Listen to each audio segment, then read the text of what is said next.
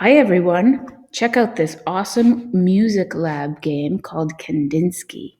Here's how you use it. If you're on a tablet, you'll use your finger to draw different kinds of shapes, and it'll make a sound.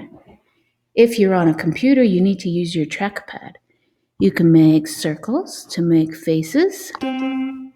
You can try doing a different shape like a triangle. It'll make a different sound.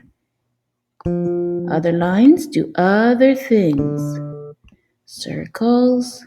I wonder what a square will do. Okay, now if we want to hear what our song sounds like, we push the play button.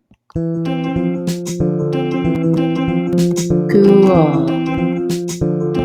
Now if we want to hear a different kind of sound, click on that colored button. Try blue or orange and red.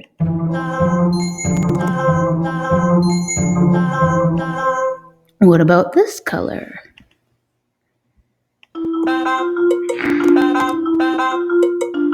So there's all sorts of things you can do on this cool music website. If you want to start over or if you want to undo something, you click undo, or reset to erase everything and you say, okay.